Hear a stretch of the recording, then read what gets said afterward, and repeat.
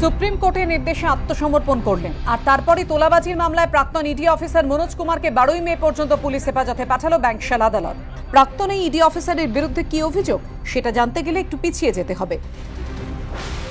এই বছরের 28 ফেব্রুয়ারি শেক্সপিয়ার সরণি থানায় প্রদীপ হিরাওয়াত নামে এক ব্যক্তির বিরুদ্ধে অভিযোগ দায়ের করেন পেশায় চার্টার্ড অ্যাকাউন্টেন্ট কমল সোমানি। তিনি দাবি করেন একটি মামলার তদন্তে নেমে 2016 সালের 12 মে তার বাড়িতে তল্লাশি চালায় ইডি, আর তার কিছুদিন পর ইডির হাত থেকে বাঁচানোর আশ্বাস দিয়ে প্রদীপ হিরাওয়াত তার কাছ থেকে 40 লক্ষ টাকা তোলা আদায় করেন।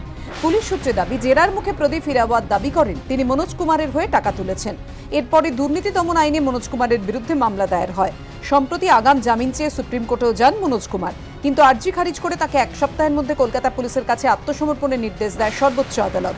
বুধবার আত্মসমর্পণের পর ব্যাংকশাল কোর্টে মনোজ কুমারের আইনজীবী সওয়াল করেন মনোজ কুমারকে ফাঁসানো হচ্ছে।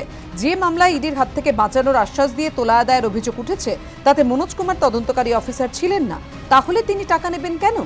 পাল্টা সওয়ালে সরকারি আইনজীবী বলেন, মনোজ কুমার শুধু একজনের থেকে টাকা নিয়েছেন এমন নয়, একাধিক ব্যবসায়ীর থেকে টাকা আদায় করে তিনি প্রচুর বেনামি সম্পত্তি তৈরি করেছেন। মনোজ কুমারের আইনজীবী সওয়াল করেন, এটা মনোজ কুমারের সম্মানহানির চেষ্টা মাত্র। যদিও সরকারি আইনজীবী বলেন এর পেছনে কোনো উদ্দেশ্য নেই, মনোজ কুমার যে টাকা নিয়েছেন তার সপক্ষে তথ্য প্রমাণ রয়েছে। কয়েকজন জবানবন্দিতেও একথা জানিয়েছেন। মনোজ কুমারের আইনজীবী শেষ চেষ্টা হিসেবে যুক্তি দেন, এই ঘটনায় মামলা রুজুর আগে থেকেই তথ্য প্রমাণ একত্রিত করে রাখা হয়েছে, এতেই বোঝা যাচ্ছে মামলাটি সাজানো। কিন্তু সরকারি আইনজীবী পাল্টা সওয়ালে বলেন, মামলা সাজানো হয়নি, তদন্তে যে তথ্য প্রমাণ বেরিয়ে এসেছে তা সামনে রেখেই মামলা করা হয়েছে। এরপরে প্রাক্তন ইডি অফিসার মনোজ কুমারকে 12 মে পর্যন্ত পুলিশ হেফাজতে পাঠানোর নির্দেশ দেন বিচারক। প্রকাশ সিনহার রিপোর্ট, এবিপি আনন্দ, কলকাতা।